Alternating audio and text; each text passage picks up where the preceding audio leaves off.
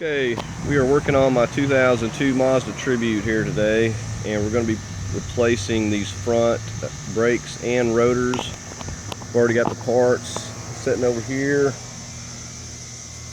So without further ado, we're just going to go ahead and get started here. Okay, I just wanted to go over a few of the tools we're going to need. Of course, we're going to need a jack to get the vehicle up off the ground. We're going to need a jack stand. We're going to need a get one of these turkey injector basters, something to put some old brake fluid in, something to keep up with your bolts. You're going to need some brake cleaner or something to clean the new rotor off, a couple of hammers, some Loctite, some type of a grease for your slides, some type of screwdriver, a small ratchet, a big ratchet, and you're going to need to have a 7mm. These don't always come with some of these sets, but you need a 7mm. You're going to need a torque wrench, possibly a cheater bar, a C-clamp, and then you're going to need, in this case I'm using a 3/4 socket to remove the lugs on mine.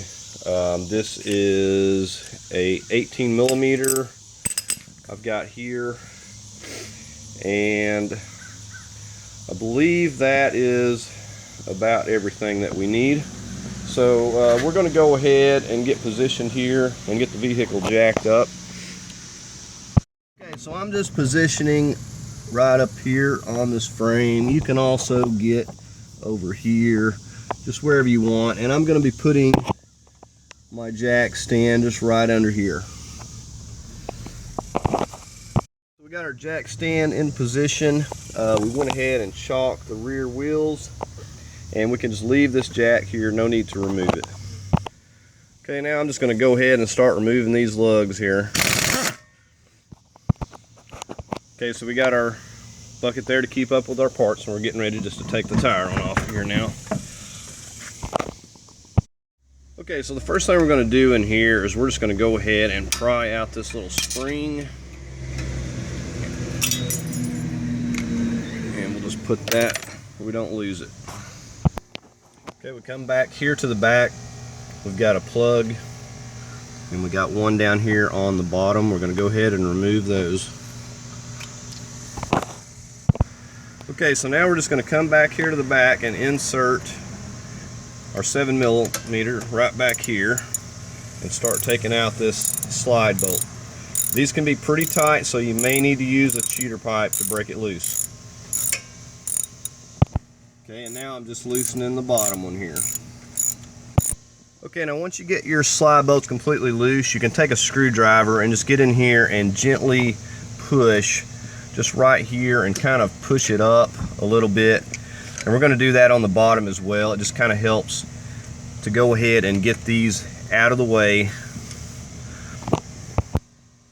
Okay, so I'm just going ahead and completely removing the bottom one as well. Okay, the next thing, we're going to come in here to the back of this caliper. We're going to insert our screwdriver here, and we're just going to kind of pry a little bit gently, just enough to get some slack so we can go ahead and slip this off.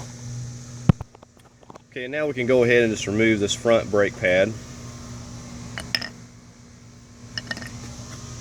This one here has a spring, and we need to push this out. We'll just set those aside.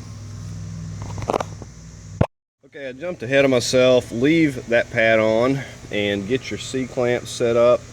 You're going to also come up here to the top, remove this cap, have you a bottle in case you have to remove a little bit of this fluid. Just monitor it.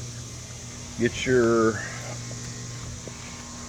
syringe ready and just kind of monitor. We're going to go ahead and compress this back as far as it'll go. Okay, so it was trying to come up and over, so I went ahead and removed some here, and I'm just going to get this into my bottle. Okay, so we got that pushed back all the way. We'll just go ahead and remove the old pad now. Okay, so now we're just going to take a little bit of wire and just wire this caliper right up here on this spring somewhere out of the way for a moment.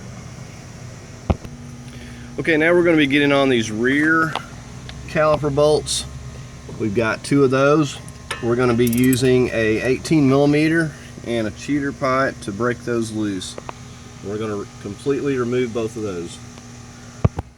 Okay, we got that top one broken loose. We're just removing it, and then we'll go ahead and get the bottom. Okay, just get your hand on it when you get this bottom one so it doesn't fall. Okay, now we'll just set this aside for now. And we're going to go ahead and take some spray lubricant and put in where these studs are around here. And then we're going to come from the back side and I'll show you what we're going to do next. Okay, I just wanted to show you the type of lip and wear on this rotor while we were at it here as well. Okay, so I've got my shot filled rubber mallet. I'm going to get from behind here and I'm going to swing with a lot of force and start hitting it right here. And usually it doesn't take a lot to break it loose. Sometimes they can be really stuck though. So go ahead and set this old rotor out of the way now.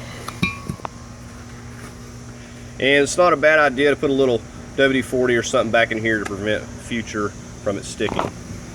So we're just taking some brake cleaner and we're just wiping and cleaning all around this surface here and getting any oils or anything off of it for now. Okay, so now we're ready to go ahead and just set our rotor right into place here.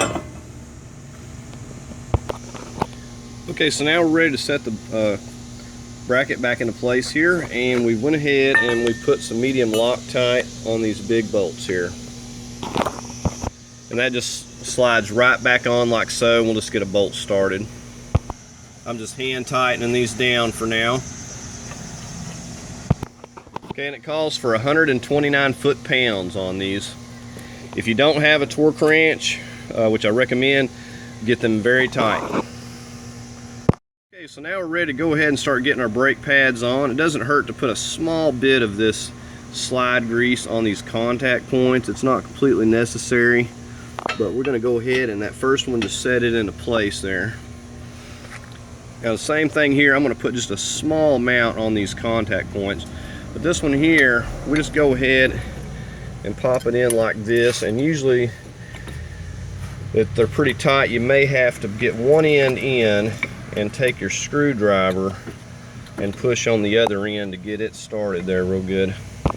Okay, so I had that one side started and I just come right in here and pushed on that part right there with my screwdriver to help get it in there. Now I can just fully seat it all the way in there. Like I said, I'm going to take and put just a little bit of this, not much, just a tiny bit on these contact points. I just wanted to show, you know, you'll pull these off and you'll think, well, that doesn't look bad, but when you compare it to the new ones, I mean, you can see a huge difference, but the rotors were definitely gone. Okay, so now I'm just getting ready just to slide this caliper into place.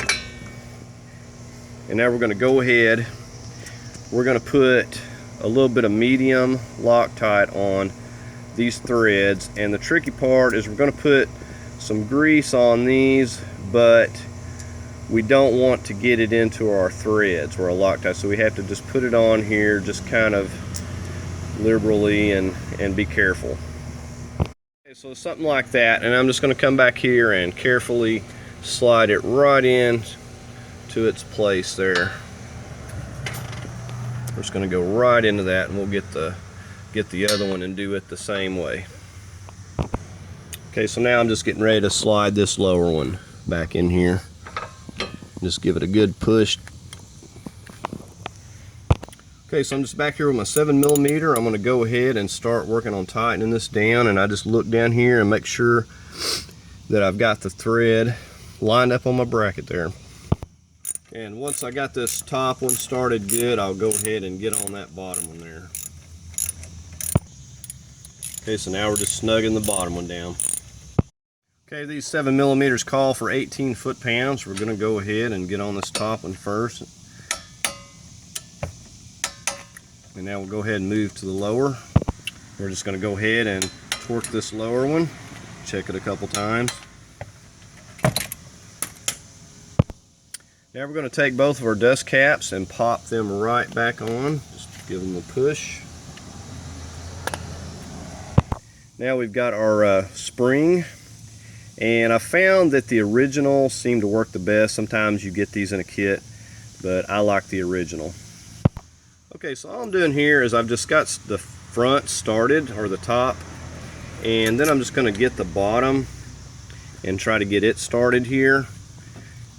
And then I'm just going to push this right back up. And sometimes you have to kind of fiddle with it a little bit and to get it set here right. Okay, so I pulled this part back out with my screwdriver a little bit and pushed this in to get it to set better. And now I'm going to take and tap this down with a screwdriver or a hammer. Okay, and with that, we're going to go ahead and work on getting our wheel back into place here. We're just going to snug all these down in a crisscross pattern. Okay, so now we're going to go ahead and get our jack stand out of the way. We're going to go ahead and lower the vehicle back down now.